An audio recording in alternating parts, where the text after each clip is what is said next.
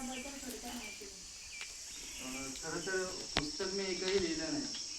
कविता आहेत, लेख आहेत. अनेक जण मागे लागतात की आपण पुस्तक तुमचं प्रसिद्ध करूया.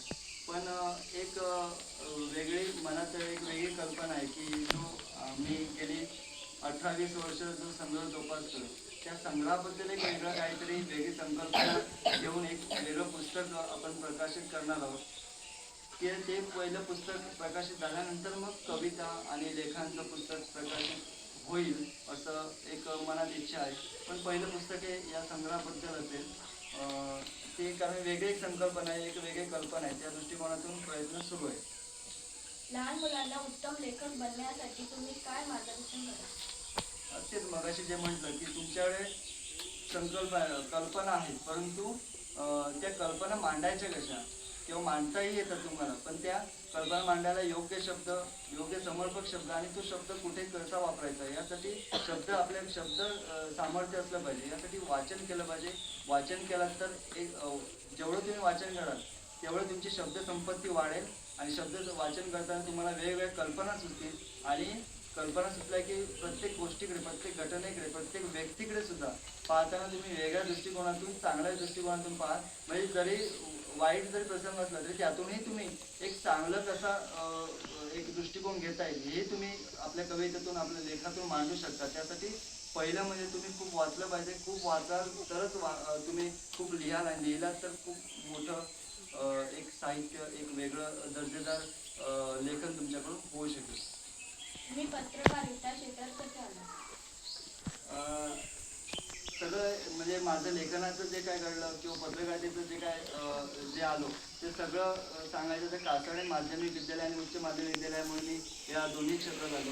कारण ज्यावेळी मी 11वी-12वीमध्ये कासाडे कॉलेजला शिकत होतो त्यावेळी लेखन करत होतो आणि 2 वर्ष सातत्याने खूप लेखन केलं, भरपूर लेखन केलं. आणि ते लेखन पाहून नंतर मग 12वी झाल्यानंतर आमच्या दैनिक पुढारीचे आवडती प्रमुख त्यावेळी शशी जाऊन होते. ते म्हणाले की तू आमच्याकडे पत्रकारिता सुरू कर.